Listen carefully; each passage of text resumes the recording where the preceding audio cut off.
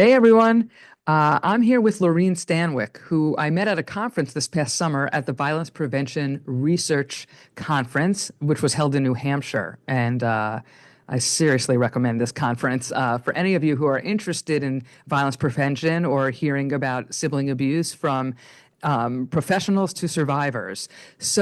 What we want to talk about today is Lorene's experience with abuse by her sister and specifically really getting into her adulthood and what happened when she decided to talk to or confront her family members about what had happened and how this can be an equally traumatic experience as the abuse itself, right? When the family members do not acknowledge or validate that experience, either through refusing to believe that it occurred or for other people, many other implications from this experience. So we're going to get into that today. I want to welcome Lorene and thank you for being here and bearing your vulnerability.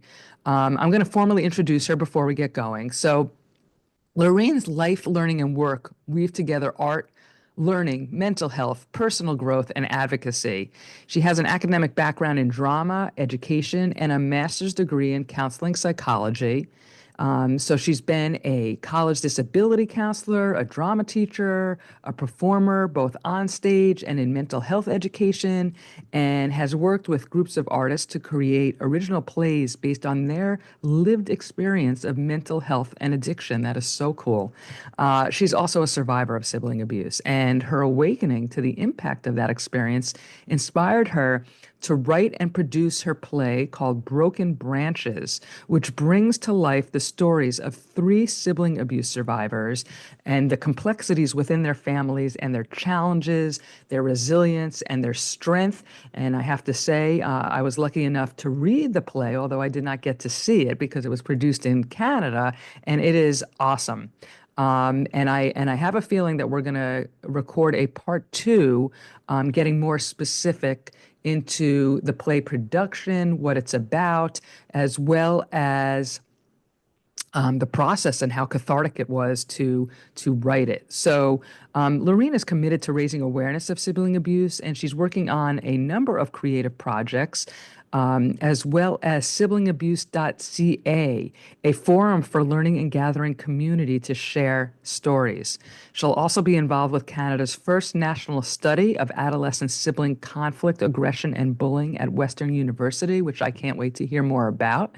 And she believes that creativity and the arts can be the light on the path of continuously exploring and learning about the profound impact of childhood trauma, and that healing is our birthright and a lifelong journey. And amen to that. So, Lorene, hey, so good to see you again and be with you. Welcome. Oh, thank you. It's so good to see you too. It's such an honor to be here. I'm just so blown away by your podcasts. Oh, They're so thank you great. so Yeah, much, yeah, as yeah. I am you and your writing. So, maybe we could start with you telling us a little bit about the abuse that you endured from your sister. I know that you have two sisters, and yeah, just get us going with that. Um, well, I always knew this had happened throughout my life, but so basically the most there was teasing, there was taunting, there was she was my sister is 3 years older than me, and always, mocking me, making fun of me, bossing me around, all that kind of thing that's we consider kind of typical. But she also, through many years, I don't know exactly how many years, but I remember being afraid, terrified, and hiding in my closet when I was about, 4, 5, and still remembering this happening when I was like 12, 13. So the most violence was she would hold me down. She was an athlete. She was a pretty serious athlete, and I was not, and she was very strong and big. She would push me down on the bed and sit on top of me and hold my arms down with her knees, and a whole variety of ways of cutting off my air. So she would either choke me, or she'd cover my mouth with one hand and plug my nose with the other, or hold me down and spit on me, or put a pillow over my face or push my knees up so I couldn't breathe, all around, stopping my air, which was pretty terrifying. Like I can still I can so clearly, if I sit and go back to that moment, I can be in that terror again, and then the feeling of trying to get away and completely being unable to, because she was Mm. big and strong and I was not. Mm. Um, so that was like the worst of the violence. That's pretty Um, bad. I mean, terrifying is the word that came to my mind too. That's pretty yeah. horrific. Yeah. But what's interesting is to me, it was normal. Like I didn't know that that was different from other families. I thought that's what all sisters did, or maybe I didn't think about brothers, but I thought that's what all sisters did. And when I did confront her on it in, I guess, as a late teens, early 20s, she laughed at me and said she didn't do it. And then at some point, she wrote me a letter and ended it with, "Sorry for spitting on you, ha ha ha." Oh. So completely didn't take it seriously. I remember her getting off of me and laughing at me and leaving the room.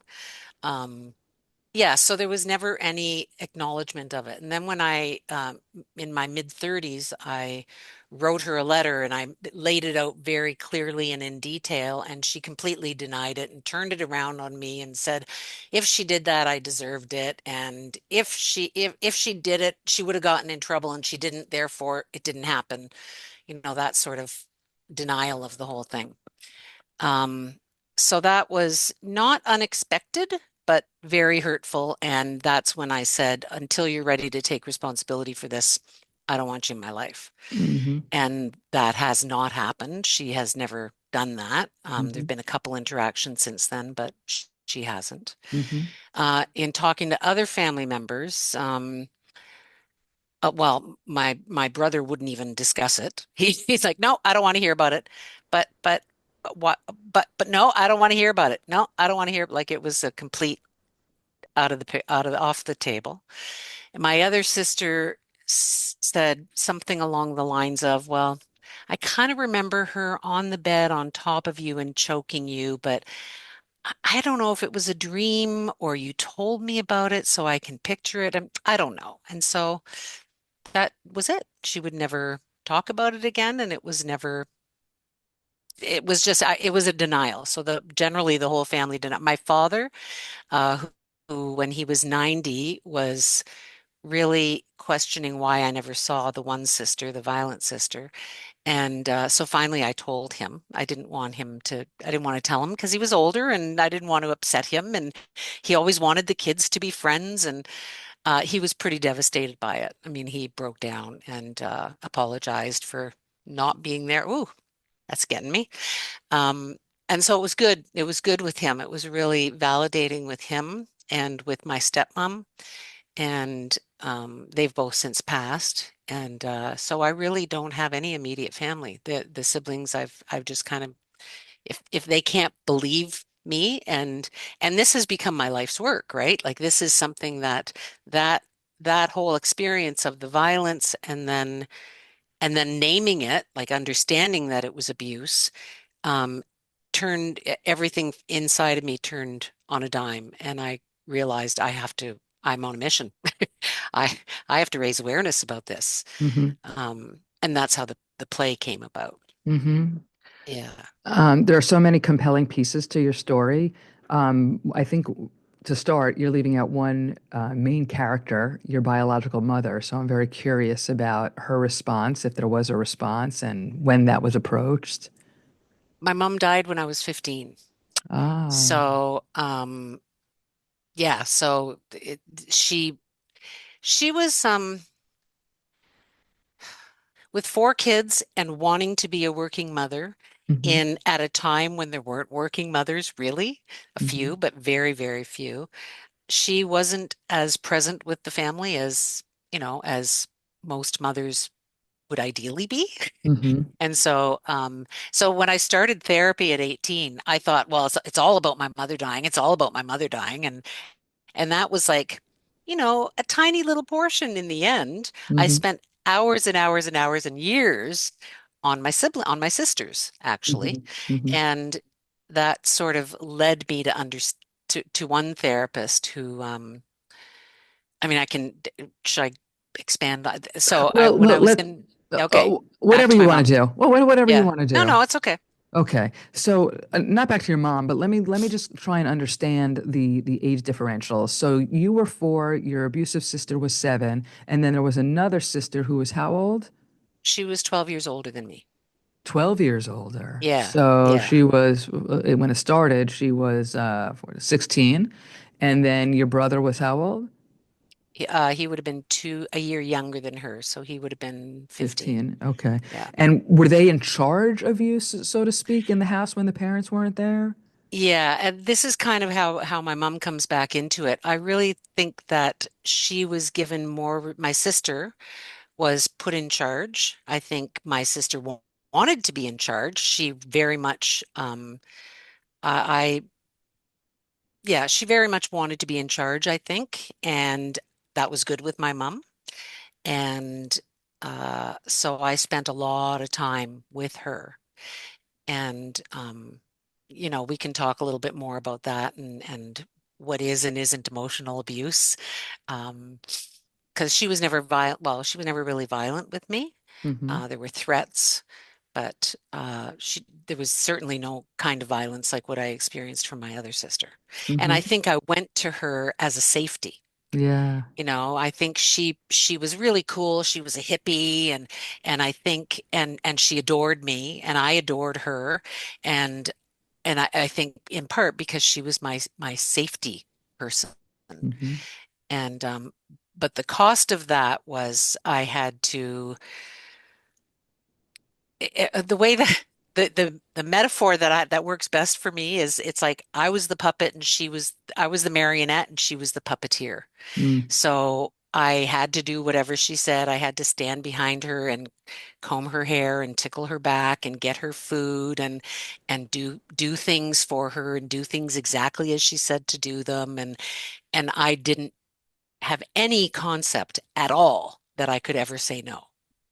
Like and right up to adulthood, like that's one of the long-term impacts is it's just like, okay, if I'm going to stay alive, I have to be here and I have to do everything she says. I think my spirit, went into hiding pretty young. And I spent a lot of years, I think, dissociated, but didn't really know it, of course, because you don't. Um, and so I was a really good little girl and did everything she told me and did everything my parents told me. And in the last few years before my mom died, I started to rebel a little bit. But um, When you say that you didn't realize that you could have said no, that is kind of putting the onus on yourself. And you couldn't have said no. You mm, really couldn't have said no. And I think that that is probably a common victim response is what could I have done? What should I have done to make this stop? And what I really kind of rub against that is that it's the internalization, right, of the self-blame that you did something or that your, sense of self as a whole deserved it or could have prevented it or again like the responsibility lies within you, which it does not. It did not. yeah, And I think that's really hard to accept, which is why even as an adult, right, we kind of revert back to that feeling that I could have made this stop. If I didn't wear the short skirt, right, and other cases of right, assault or rape, right, it wouldn't have happened to me. And that's just simply not true. I mean, it's proven right. not to be true because this is about control and power.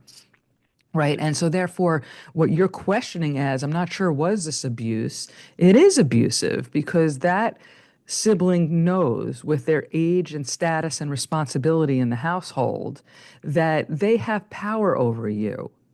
Right. And now, whether the person is 7 or 16, I don't know if they know how to make sense of that. And with the power that they were given by the structure of the family or the family dynamics or what was said explicitly or implicitly messaged to them. But, and I say that as a way I often want to make it clear that I am not excusing any behavior, but I try to understand it and I try to help other people understand it, to understand that everybody's got their stuff, everybody has their flaws, and that those who perpetrate the abuse are not necessarily bad people, but they did do bad things. Almost like with a child of our own that we're cautioned to say, I don't like your behavior, not I don't like you for doing such and such. And I think that that lens, I hope, offers the victim and the survivor just some peace in the sense that you weren't the bad person that compelled them to respond to you in that way, right? You were in their Yeah. way for some reason or another, right? Yeah. And there's nothing Yeah. that you did that put you in their way. It was a circumstance of a family Yeah. dynamic, Yeah. Yeah.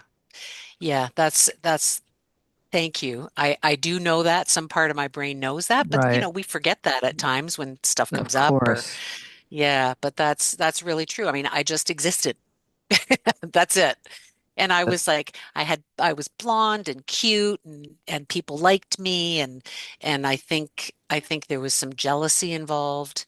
Um and being the baby of the family, the last cute one, all of that stuff. I think Mhm. I, I've I've racked my brain for years trying to figure out what else it could have been. And I that's what I keep coming back to.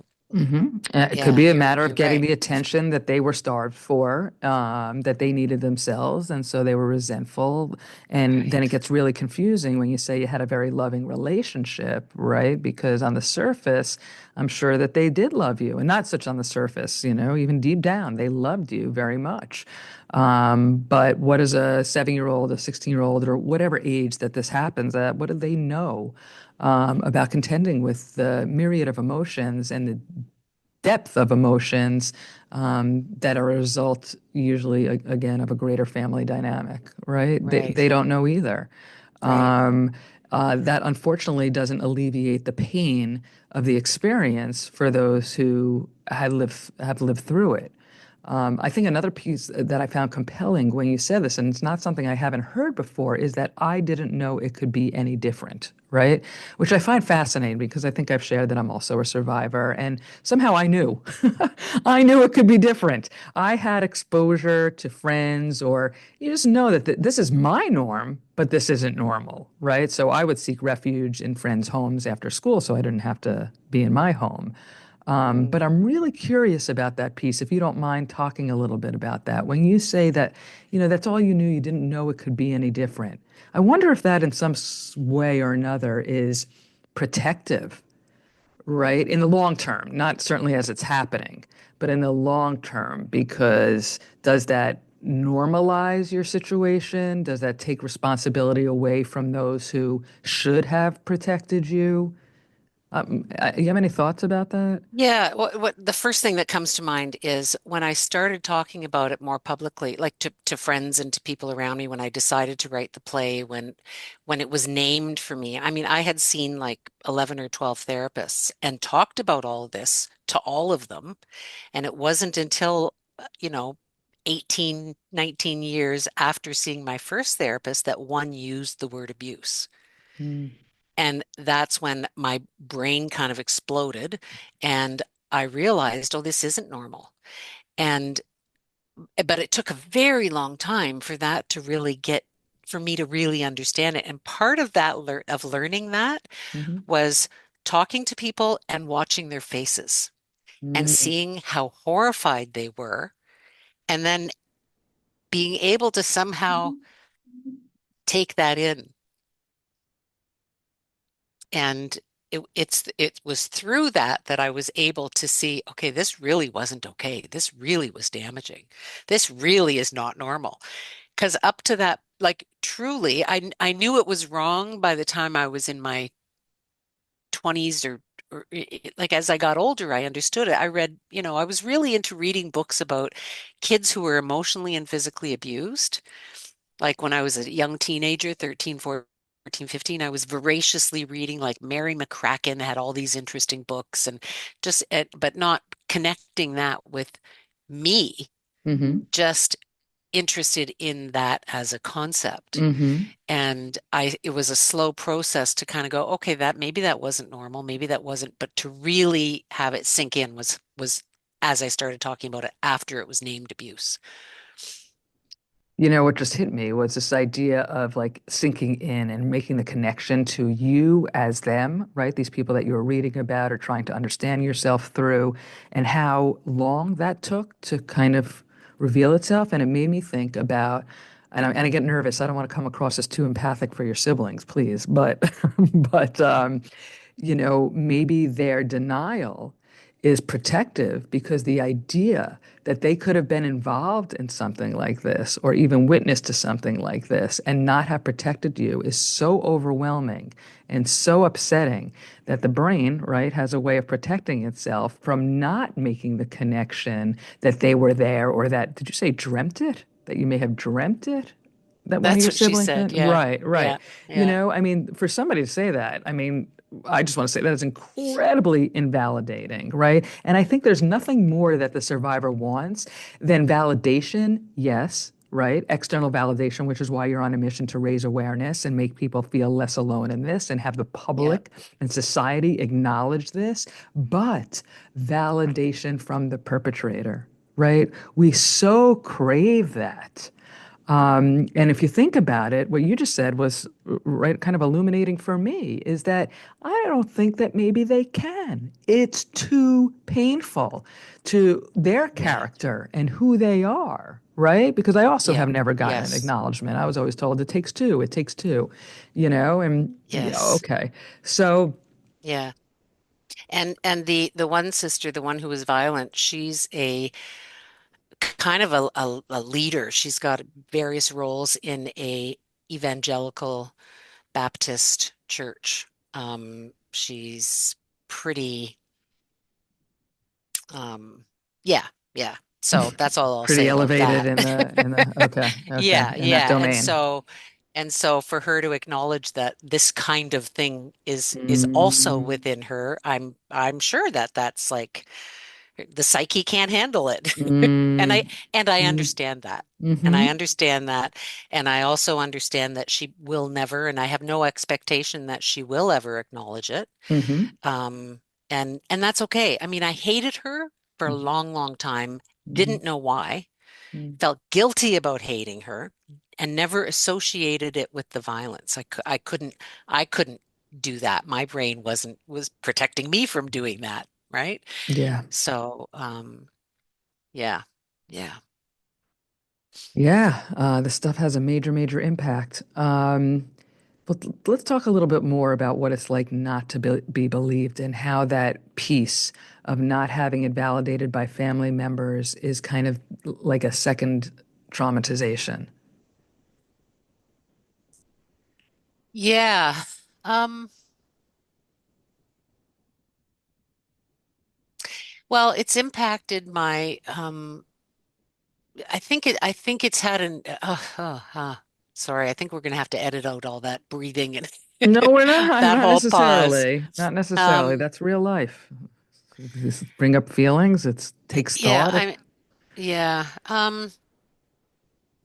I've just had to accept that I'm not a part of my family.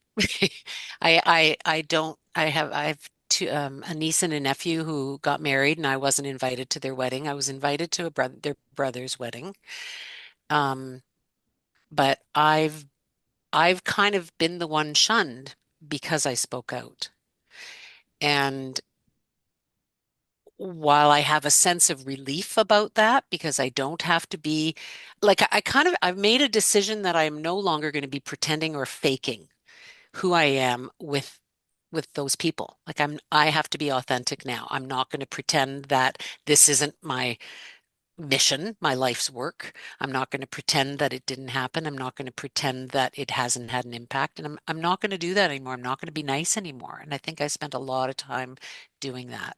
So in a way, it's let me off the hook from having to do that. Um, and I am also kind of alone in the world in some ways, like around holidays and things like that. I have a sense of it, but I also have good friends, and I have some extended family that I'm closer to, and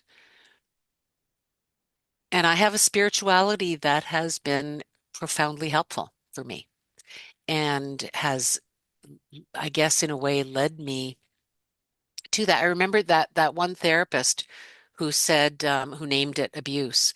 I remember at one point saying to her, and it kind of bypassed my head. It just kind of came up from my heart and out my mouth. And I remember saying, I know that spirit is the way out of the darkness.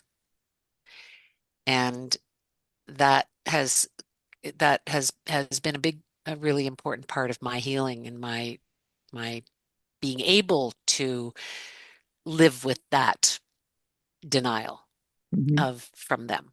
Um, and helped me to, I stand tall now, like I stand tall, I'm committed, I've worked really hard. Sometimes I fall apart still, but um,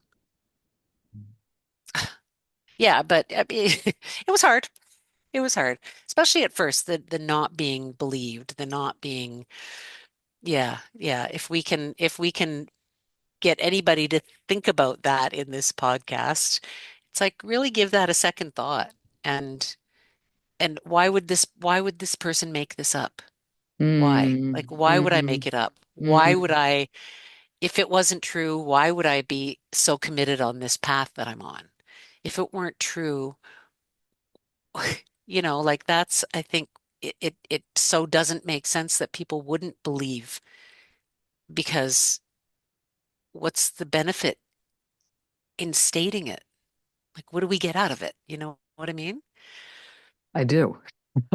Yeah. I do. I mean, my thoughts are flooded. I think about all groups that are marginalized and oppressed, and why anybody would choose when people don't believe it's a choice, like, say, sexual orientation, right? That those camps who believe that it's a choice, why would anybody choose to be part of an oppressed group? So I don't know why. I just had that kind of abstract thought to that. Like, why would anybody make up that they have survived sibling abuse?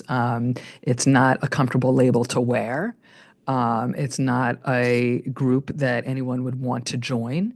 Right? It doesn't really make sense that anybody would make it up. So to me, again, it goes back to the people on the other side who can't believe it, what it must mean for them to acknowledge that. But it is truly sad for those of us who have been through this experience and don't get to have our truths believed, which is why I always say, I'm a professor and I teach students how to be clinicians. And I say, we're not police and we're not lawyers. And it's not about getting to the truth. It's about hearing our clients' truths, whatever that may be. It's not up to us to determine how real is their experience or not. And we need to err on the side of, if you feel this has happened to you, whatever it may be, this has probably happened to you, or we have to assume that this has happened to you. And that's the stance that you come from, right? Yeah. Yeah. And why do I feel so passionate about making that, right? Is it because of my experience and not, having a voice, and not being heard, and not whatever that means in the sense it means not being believed, right? And nobody protecting you. Just the idea that you weren't protected means that you weren't believed, that, or either people didn't understand that, wow, this really is abuse and this child needs to be protected, or they were emotionally or physically unavailable to be able to render that protection. But it is very traumatic, as you are conveying, for yourself who has been through this experience. And there's one piece of having endured that kind of treatment, and then there's the other piece of not being believed and protected. And I want to come back to this because I'm not quite sure I've talked about this as much in the series. Maybe I have, which is the idea of wanting that from the harmer, from the person who perpetuated that abuse. So can you talk a little bit more, if there is a distinction for you, maybe there's not, between, getting it from that person, your sister, versus the the other people, your father, your stepmother, your brother, your other sister.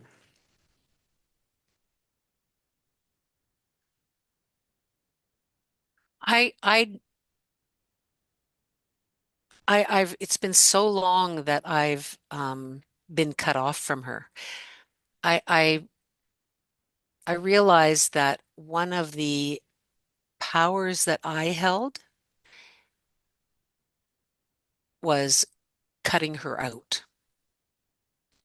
Um, I remember as a teenager, I remember being in the bathroom very carefully putting on my makeup and, just getting ready to go out. I was going out on a date and she was banging on the door, crying, saying, "What makes you happy? What makes you happy?" And I remember it so clearly because I think that was the moment that I realized by cutting her out, that's the only power I have. That's the only way I can gain any power. And so I've been cut off from her for most of my life. And um, even though to some degree I still loved her because she was my sister and she did, and honestly, she would protect me against other bullies. She helped me out financially at times through my life. Like she has done a lot of good things to help me, but the wound was already so old and so deep that I don't, we've never bridged it. And I'm certainly not open to bridging it until she takes responsibility for it. Then I might be. In fact, then I would be. But until then, or if, and I don't think it's going to happen, but, and I remember reading early on one of the most, one of the most helpful books for me was Vernon Weehy's work. He was the first researcher on it, Vernon. And, and he makes a really clear point in most of his work saying that the perpetrators will usually deny it. He said always. I've heard lately, I once in a while hear about people who do acknowledge it and do apologize. And so that does happen Hmm. sometimes, but usually they don't. And Hmm. so that also helped me to get through that expectation. Mm. Like, okay, there's not a lot of research, but what research there is shows that it's not going to shift. And so Mm. I've just come to accept that. And I'm very much okay not having her in my life. I Hmm. actually, yeah, yeah. Did that answer your question? I don't recall what the question was because Yeah. I'm so related to what you're talking about, and understand that feeling. And I'm a big proponent of self-preservation and not for revenge sake, right? Because like in my own situation, I know that my brother very much wants a relationship with me, but also can't acknowledge and also is, not, I hate to use the word abusive, I really do at this point in my life, but it still can be. And I realize, as you're saying, I have the power not to engage, right? And I feel guilty sometimes that I'm denying him a relationship with me. And he thinks, of course, that I hate him and he's not a bad person. And I don't. I actually feel badly for him a bit, because I know he doesn't have what he wants in his life. And I know that this is kind of beyond his control. And there's reasons why this must have happened and all of that, right? But it's kind of like what you're saying. I choose me, and it took a long time. I think I'm in my fifth year of not having contact, and I choose me. So I'm all for self-preservation, and I just want to make it clear to those listening, it's not an act of revenge. It's not, getting back at somebody. It's self-protection, and everybody there who has had this experience deserves that. And if that means not having a relationship, trust me, there's a price to pay, right? So when you say that Yeah. I don't know if you said feel good or just feel okay about it, I'm sure that's true, but there's also, a loss. It's a loss of what a sibling could be or should be, of what a family can be or we all want.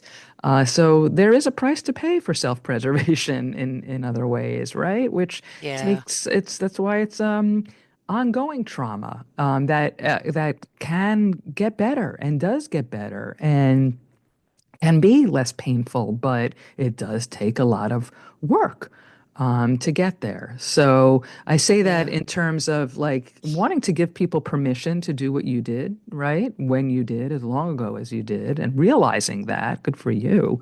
And also to encourage people to not ignore this as much as society may ignore this, but you do have control to engage in therapy or other forms of help. Lorene found spirituality, right? Whatever works for you, but pay attention. I know that also, Lorene, what has worked for you, and which I kind of teased at the introduction, is your play, which we will come back to in another episode to really get into. But I bring that up now in terms of what we're talking about, which is healing, and that it was a cathartic journey for you to write this play. And now you're going to be engaging in research. So can you talk a little bit about both of those ventures? I can. I do want to add one more point to Sure. what we were saying before Mhm. about estrangement from siblings is I said it's okay. It was many years of guilt and with all of my family, the guilt and the expectation that I should be different. And what I try to keep coming back to is the level of would you have friends in your life who you feel as uncomfortable with, that you feel are toxic, that you feel are harming you more than they're helping you, or that it's an imbalanced relationship, or any of those things, like which we wouldn't, we learn not to do that, hopefully, Well, a lot of but people don't. A lot of a people lot of people don't. don't. So it's an Yeah, interesting analogy, which is important as can be, but we can also see how difficult that decision is because yeah, people aren't all bad or all good. Just like you said, there were right. parts of your sisters that, right, that felt good about the relationship. Yeah, yep. It isn't easy. It is not easy. Hmm. Yeah. Hmm. So the play, so I have a background in theater, and once it was named, and I started doing research and found so little. Like, this was early internet days. There was nothing there, and there was a couple of books, mostly by Vernon, and one Cafaro's book I think may have been out by then. And it just like rose up from within me saying, I got to write a play. And a lot of the research, I won't get into too many details, but the process of doing that, um, I had to seek out other people. So I talked to other people, and seeking out, like Vernon Weehy's book, there's a lot of quotes from survivors in the book, one of his books, and probably all of them, because a lot of his books are based on that one research that he did, early research. And there's a lot of quotes from survivors. And I felt like I had found a community in these people. And in reading the bits and pieces that were woven into the books, and in talking to people, I at first started, I was going to write my own story, and realized I need to express this from the whole range of abuse that's there.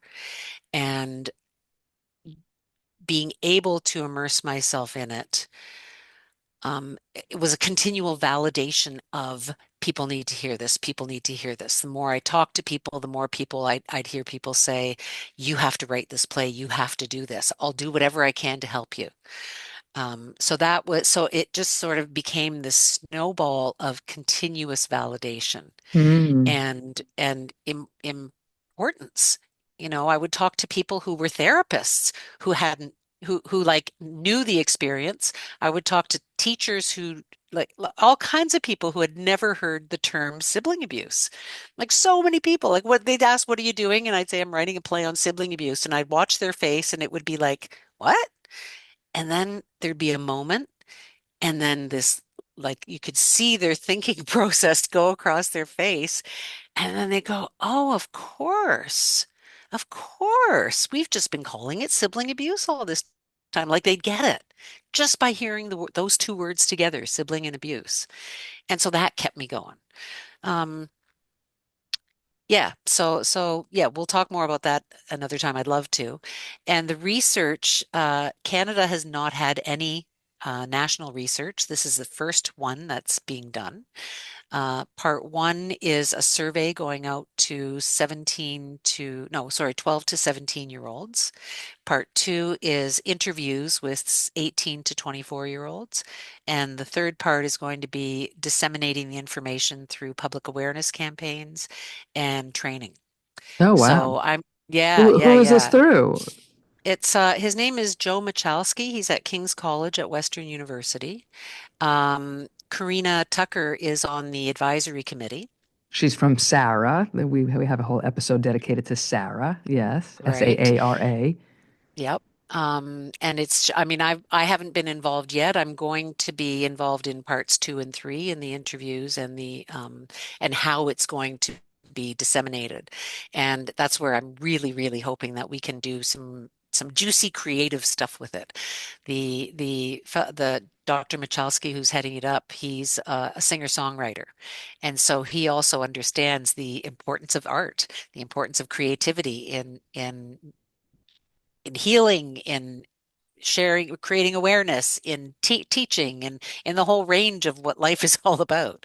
That's So awesome. Wow, yeah, wow. yeah, Good for I'm pretty you. excited about it. Yeah, Yeah, so you've really yeah. put yourself out there, right? And I mean the vulnerability that it takes. I always talk about vulnerability because I think it's so important and so the path towards healing, right? The more that you engage in your own distress, and I don't mean by living in it in a bad, in a way that's not productive, but turning it into productivity. Not only serves you, but obviously serves the larger community. And this is such important Hmm. research, particularly as you're pointing out in Canada, and I hope that your play makes it to Broadway. I know it made it to Toronto, correct? Yeah. Yep, And yep. I just want to say I can't wait to hear more about that and talk more and let the public know more about that play that you've engaged in. So come back, please, for a follow-up episode. I want to just reference that Lorene, when she was raising the book by Vernon Wahey several times, he really did create the path. And I just want to spell his name for folks. It's Wiehe. I believe the title of the book is Sibling Abuse Trauma or Hidden Traumas. It's It was, sibling abuse, hidden trauma. It's right mhm, here. Here, I yeah. can, right here Here at it my is. fingertips. Look at Hidden that. physical, emotional, and sexual trauma. Okay. And that was Yeah. written like in 1990, I believe, which Uh, is kind of always amazing to me that that really established sibling abuse as a true phenomenon. And for so long, there had been such little follow-up work and research done on it. But we are here now, and there's many, many of us working towards spreading awareness. And if you want to learn more about Lorene and her work, go to siblingabuse.ca and brokenbranches.ca. And Lorene, thank you so much for engaging in this conversation and sharing yourself in this way. oh, thank you. Thank you for creating this space to do it. Like, I bow down to you. Oh, stop. Okay. All Oh, right. All stop, right. stop. Talk soon. Okay, thanks.